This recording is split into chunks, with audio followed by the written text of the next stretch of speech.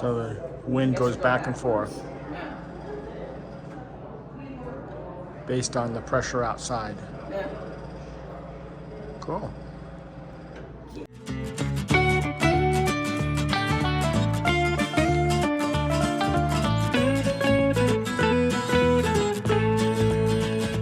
Hey everyone, welcome to Tigner Adventures. We are in South Dakota at the Wind Caves National Park. Oh, it's windy. Might be some wind here and there, sorry. So if you see here, this has got some pretty nice, the National Park building's actually nestled in this little canyon area here. It's a pretty cool little place. So we're gonna go check it out, and it's a cave underground, so we're gonna go look at what tours are available and see what we can find today and see if we can see any cool stuff. Okay. Another cave. Let's go on another adventure. Yep. So we entered the visitor center here. Right there is the desk for getting your tickets for any of the cave tours. And we got all the different information around the sides here, and we got a exhibit room right there in front of us. And this is their video room here. It's just a little area they set aside here. It does have all these pictures on the wall that talks about the cave and shows all these cool pictures of the wildlife in the area. And then if we come back here, we actually have a little bit of a opening here that just talks about the cave itself and all the wildlife in the area. Ninette likes the black-footed ferret. Thank you. Oh wow.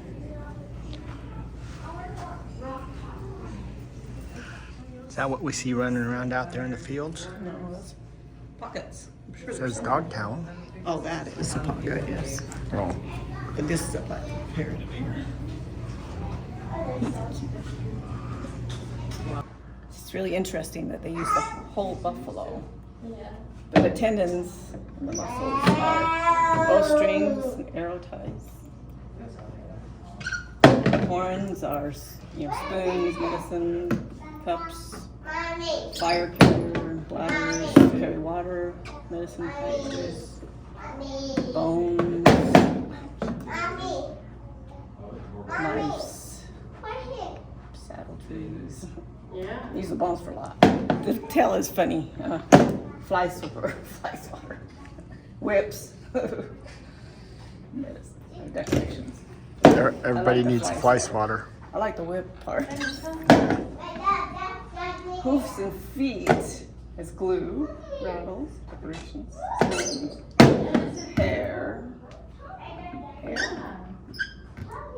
moccasin lining, hairdress, bracelets, hide for everything, hide, drums, skins, skirts, dresses, candles.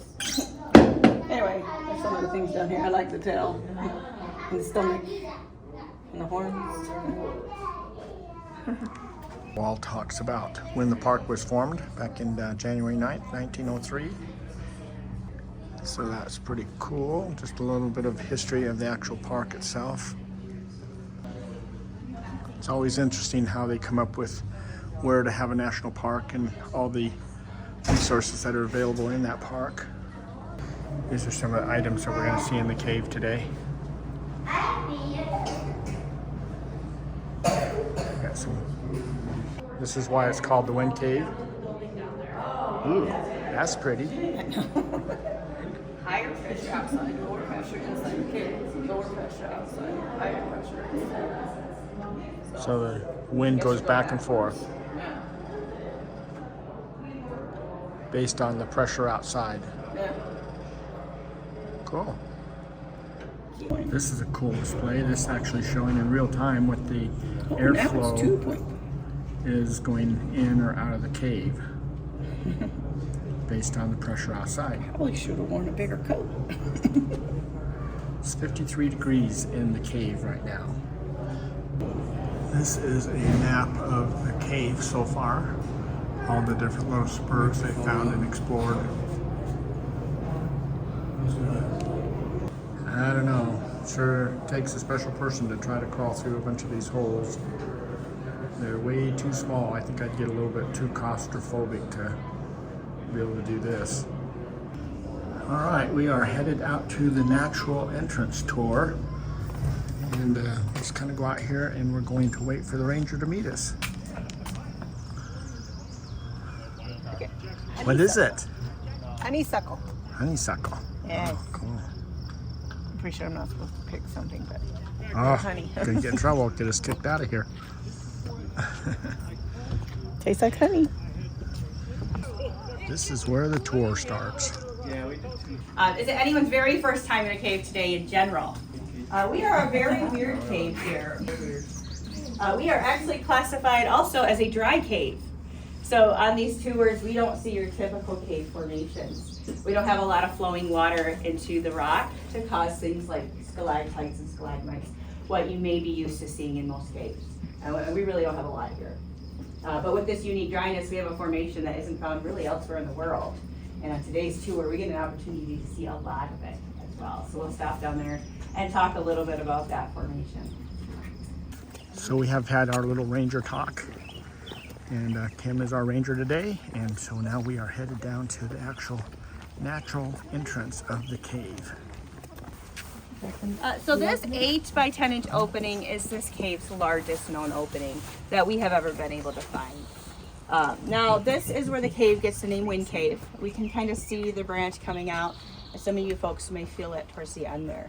Now today we call it Wind Cave, but for Lakota they call it Maka'onia. It means where the earth is breathing. This is a very sacred place, and later in the tour I'll share their story with you as well. Door. We're going down a couple hundred stairs here. So we have never gone into a cave like this one where you're just going straight down through this hole that they've made.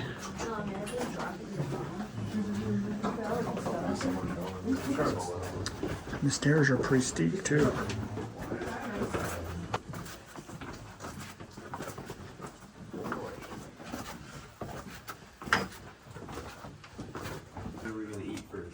So we are working our way down into this cave. Interesting, it's got a concrete path that we're walking on. So they had to bring all this concrete in. There is handrails railing on all the stairs. You can see how narrow the cave is here. Just enough room for one person to kind of work our way through. I am not a geologist, but being surrounded by rocks all day, I tend to pick up quite a bit of knowledge on these things. We've learned a lot from our fossils.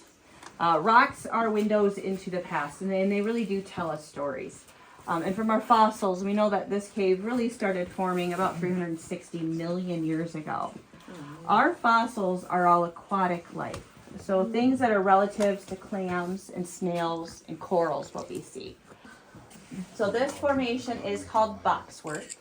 It is a rare formation to see. 95% of the world's known boxwork is only seen here at Wind Cave. You won't really see it elsewhere in the world. Scientists are still really trying to understand why it's so concentrated to this one area. But it's still a lot of research going on. Thousands of different things had to happen at a specific point in time to get this to occur. This room is named the post office because of all the box work.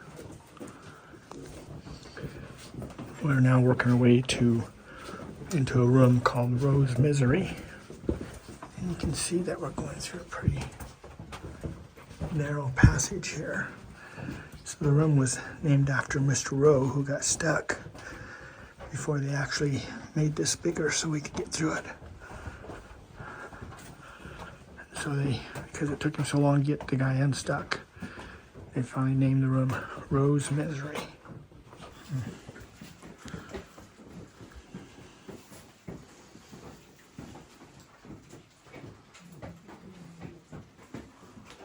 Another passage to explore.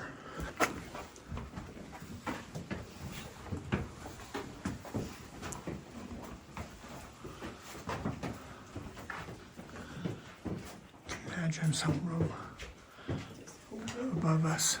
Crawl up through that hole.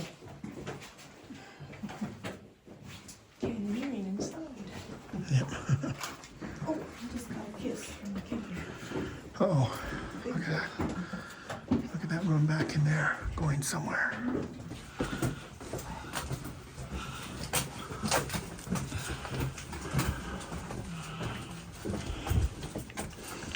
Look how intricate that work is. So most of the stairs in this cave go down. This is the first section that we've actually come to that we've actually got stairs going up.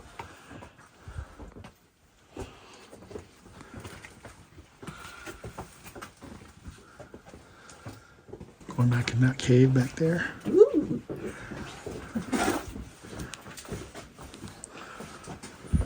So it's kind of like scuba diving in the night. Yeah. I don't know. All you can see is where the light's showing. So by 1903, we were a national park. We were the 7th national park formed, the first to protect a cave, and I'm pretty sure we're still the only park that protects a cave and the land above it. Because we know anything we do on the surface it eventually makes its way down here, so we got to be very cautious up there as well. Look, I can still see down in the cave that direction.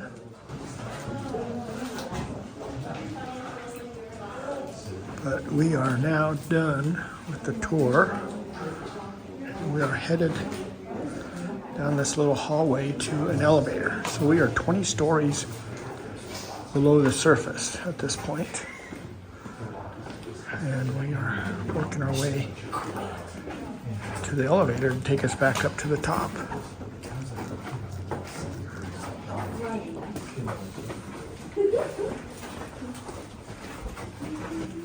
We have to go through an airlock, so it preserves the environment here in the cave. Unscathed your head. So only 10 people at a time fit in the elevator, so the ranger has to take 10 at a time up. But it just takes seconds to go up and back down again, so it's pretty fast. All right, we're walking over the mat to clean our feet off. And out the door. All right, well, that finishes that tour. That was a different cave for sure. And so it's just, I guess they're all different. That was how many? 200 or no? How many?